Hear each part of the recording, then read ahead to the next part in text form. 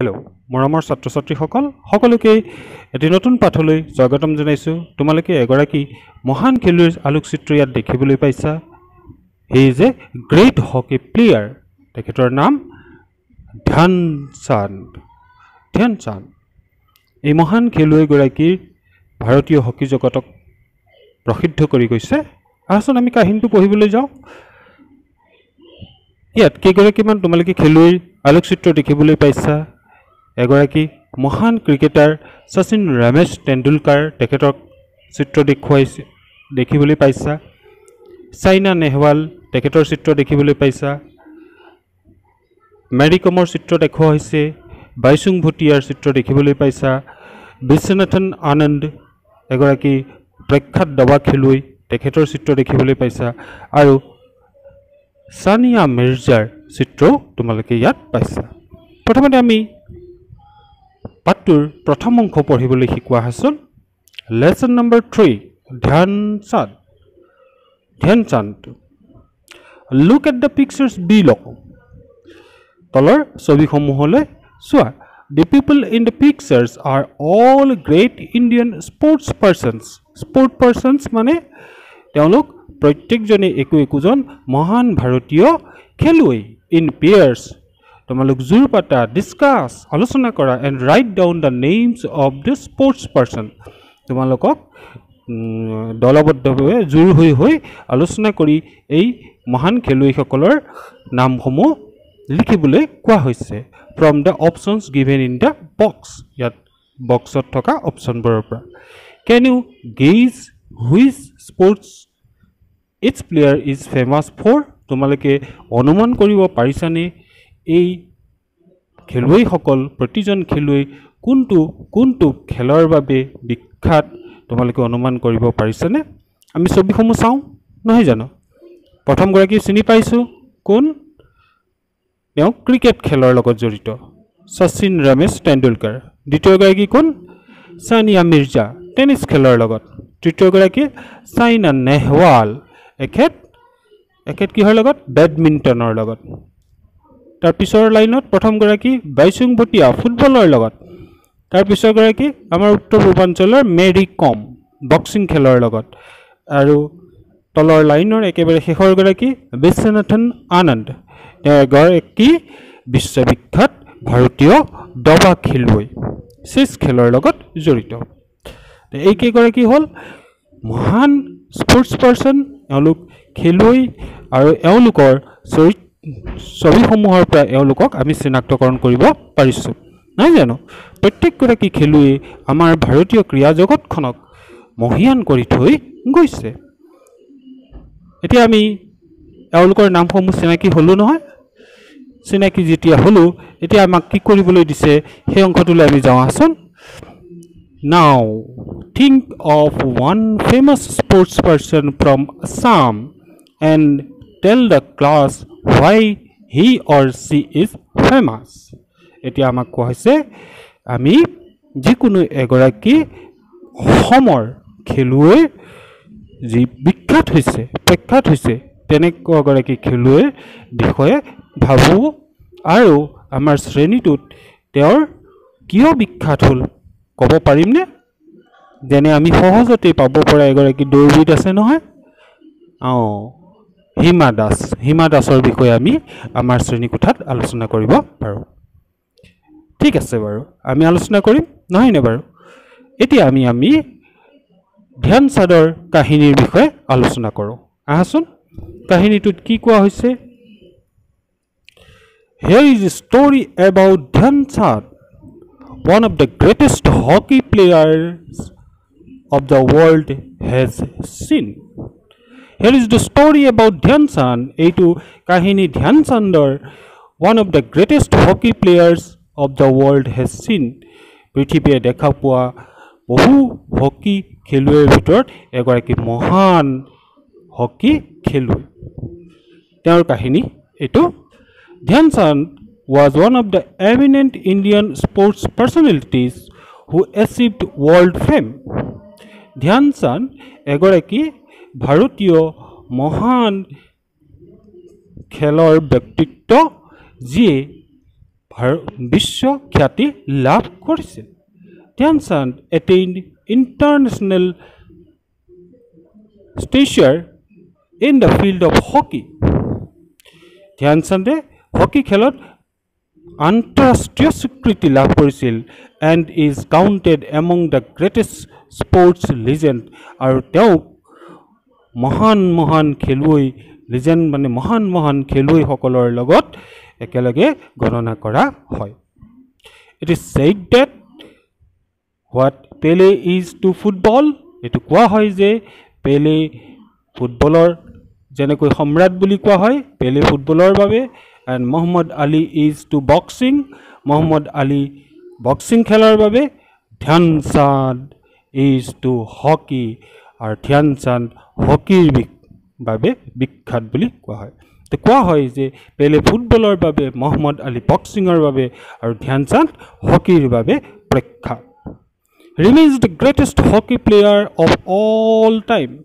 তেওঁ সৰ্বকালৰ শ্ৰেষ্ঠ হকি খেলুৱৈ হিচাপে স্বীকৃতি লাভ কৰিছিল till the arrival of the Dhyanchand অহাৰ আগলৈকে the Europeans and the Americans were the leading masters of the game Dhyanchand অহাৰ আগলৈকে ইউৰোপিয়ান সকল আৰু আমেৰিকান সকলে আছিল এই খেলটোৰ মাষ্টাৰ অৰ্থাৎ এই খেলটোৰ বাবে প্ৰখ্যাত আছিল লিডিং মাষ্টাৰ্স মুখ্যতঃ প্ৰখ্যাত আছিল কোনটো গেমৰ বাবে হকি গেমৰ বাবে ধ্যানচাঁদ অহাৰ আগলৈকে Dhyanchand shocked the Europeans and Americans with his splendid performance in 3 Olympics ধ্যানচাঁদে তেওঁ কি কৰিছিল ইউৰোপিয়ান সকলক আৰু আমেৰিকান সকলক তেওঁৰ প্ৰভূত প্ৰতিভাৰ জৰিয়তে প্ৰভূত প্ৰদৰ্শনৰ জৰিয়তে তিনিওটা অলিম্পিকতে প্ৰভূত প্ৰদৰ্শনৰ জৰিয়তে চকিত কৰি দিব পাৰিছিল আকৌ এবাৰ আমি ৰিডিংটো পঢ়ো Here is the story about Dhyanchand who one of the greatest hockey players the world has seen Dhyanchand was one of the eminent Indian sports personalities who achieved world fame.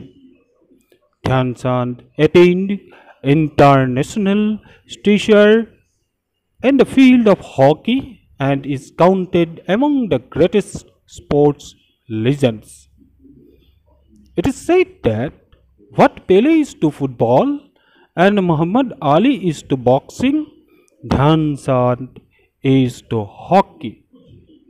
He remains the greatest hockey player of all time. Till the arrival of Dhyanchand, the Europeans and the Americans were the leading masters of the game.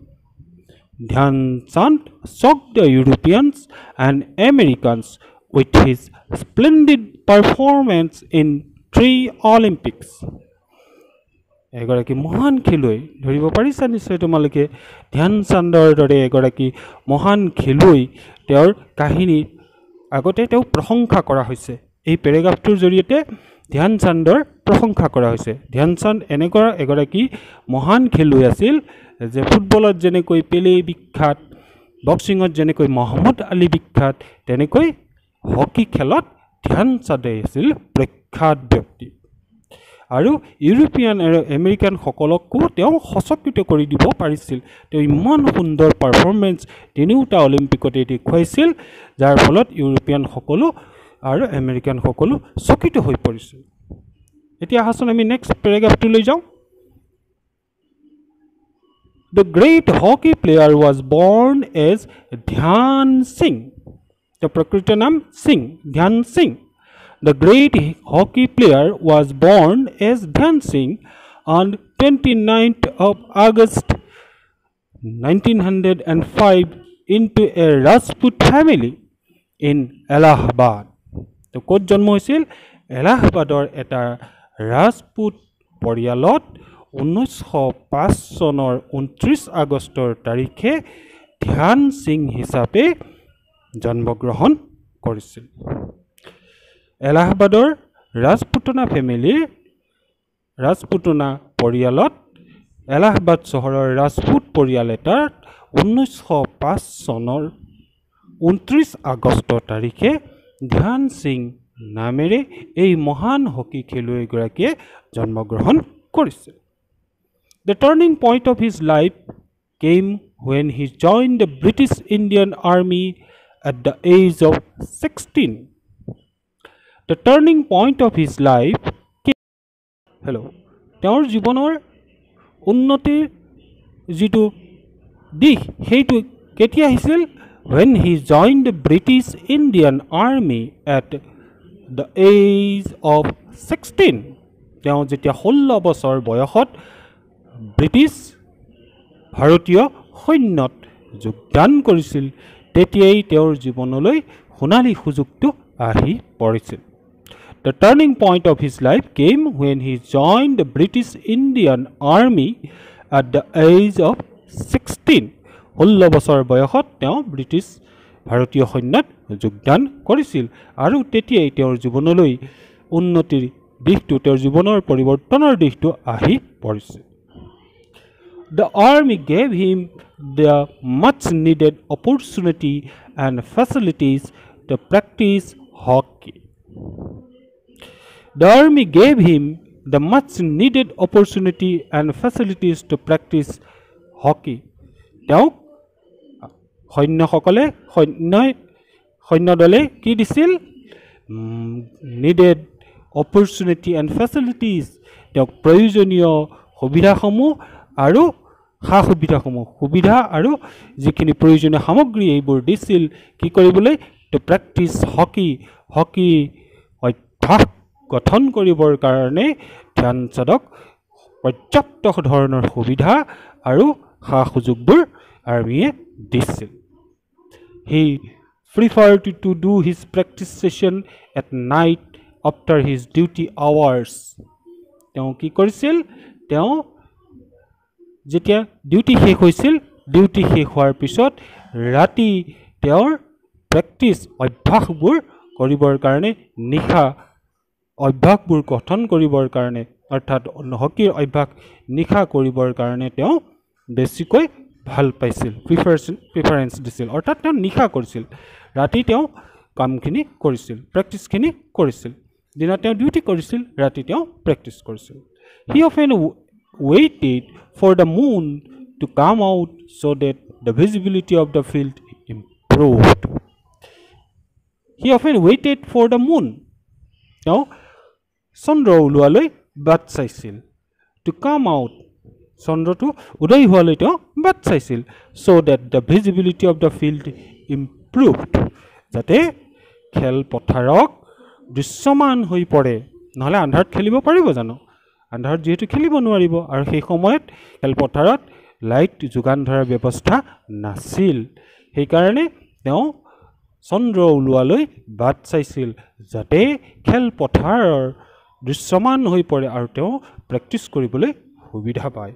He often waited for the moon to come out so that the visibility of the field improved. His practice session coincided with the rising of the moon, and so Dhyan Singh came to be called Dhyan Chand by his fellow players. Fellow players মানে তেওঁৰ লগৰীয়া খেলুৱৈসকলে।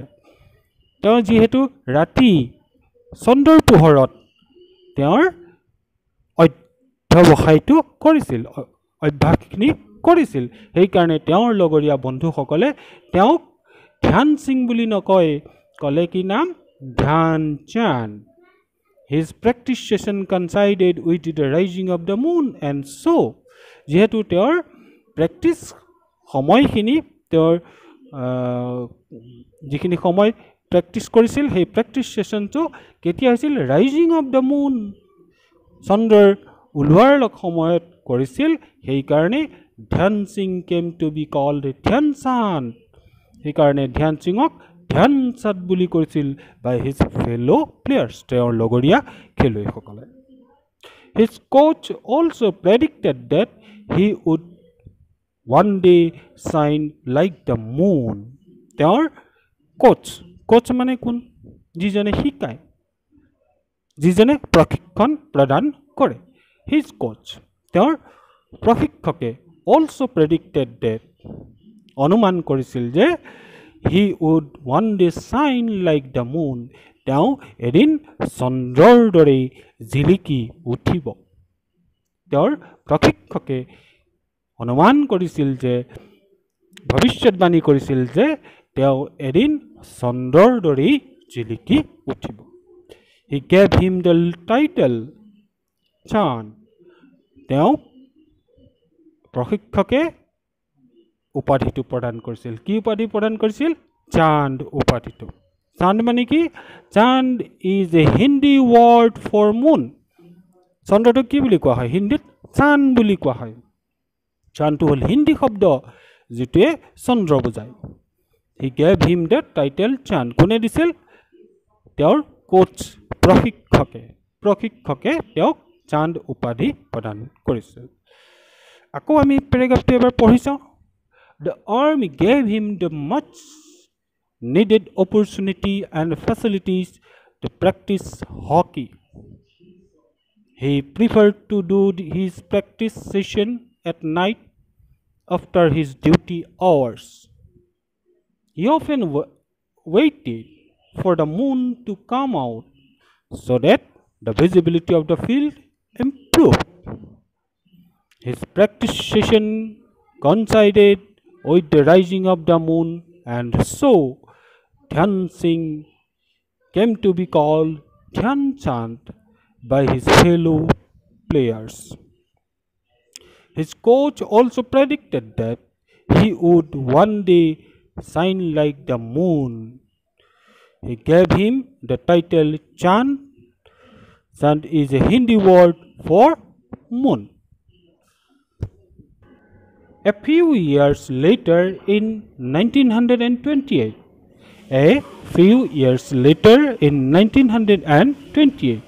he led the Indian hockey team to win the first gold medal for India in Amsterdam.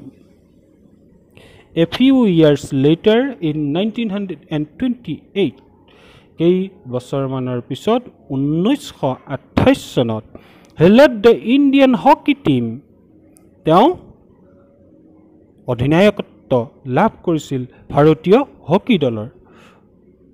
তেওঁ ভাৰতীয় hockey দলক নেতৃত্ব প্ৰদান কৰিছিল to win the first gold medal প্ৰথমবাৰৰ বাবে সোণৰ পদক অৰ্জন কৰাত ফৰ ইণ্ডিয়া ইন আমষ্টাৰডাম ভাৰতৰ বাবে প্ৰথমবাৰৰ সোণৰ পদক অৰ্জন কৰিবলৈ আমষ্টাৰডামত অনুষ্ঠিত অলিম্পিকত ভাৰতীয় দলৰ হৈ সোণৰ পদক প্ৰথমবাৰৰ বাবে অৰ্জন কৰিছিল 1928 চনত আৰু সেই সময়ত ভাৰতীয় দলক হকীত নেতৃত্ব প্ৰদান কৰিছিল ধ্যান চান্দে।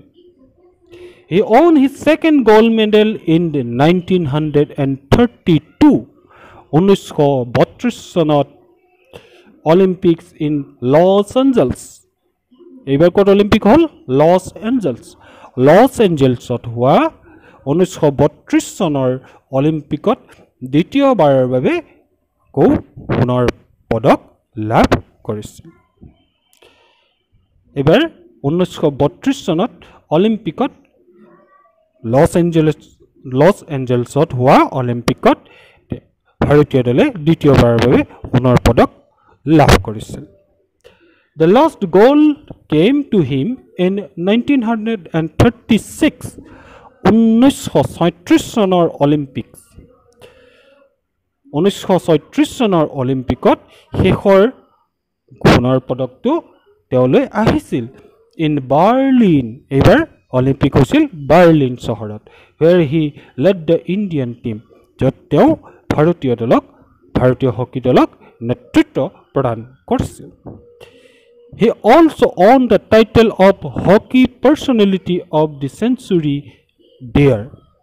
আৰু তাতেই তেওঁ হকী দশকটোৰ ব্যক্তিত্ব hockey personality of the century দশকটোৰ হকী ব্যক্তিত্ব সন্মানটো অৰ্জন কৰিছিল। এইটো টাইটেল এটা hockey personality of the century. এইটো এটা সন্মান এইটো এটা নাম এইটো এটা ফেম এই ফেমটো তেওঁ লাভ কৰিছিল কেতিয়া লাভ কৰিছিল ক'ত লাভ কৰিছিল বাৰ্লিন অলিম্পিক্স ইন 1936 so আকৌ এবাৰ আমি ৰিকেপ কৰোঁ a few years later in 1928 he led the Indian hockey team to win the first gold medal for India in Amsterdam. He won his second gold in 1932 Olympics in Los Angeles.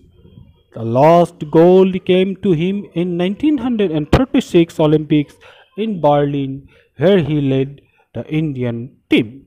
He also won the title of Hockey Personality of the Century there. এইবাৰ আমি শেষৰ অংশটোলৈ যাওঁ আহাচোন Dhyan Chand was given the nicknames the Wizard and the Magician of Hockey.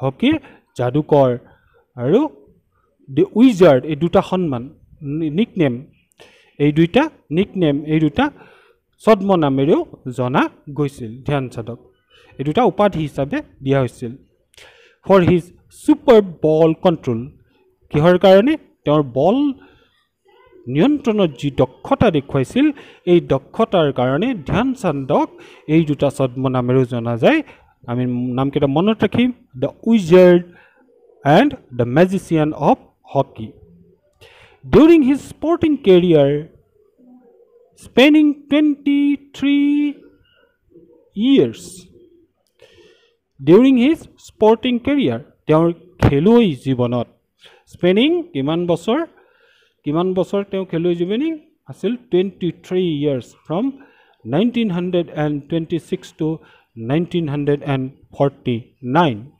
1926 চনৰ পৰা 1949 চনলৈ এই 23 years 23 বছৰীয়া খেলুৱৈ জীৱনত he scored a total of 570 goals কিমানটা তেওঁ গোল দিছিল 570টা গোল in 185 matches 185 খন খেল অনুষ্ঠিত হৈছিল য'ত তেওঁ অংশগ্ৰহণ কৰিছিল আৰু 570টা গোল তেওঁ দিব সক্ষম হৈছিল according to his autobiography title goal তেওঁৰ যিখন আত্মজীৱনী যিখনৰ নাম গোল নামৰ আত্মজীৱনীখনৰ মতে তেওঁৰ 23 ইয়াৰ্ছৰ খেলুৱৈ জীৱনত 185 খন মেচৰ 85 খন খেলৰ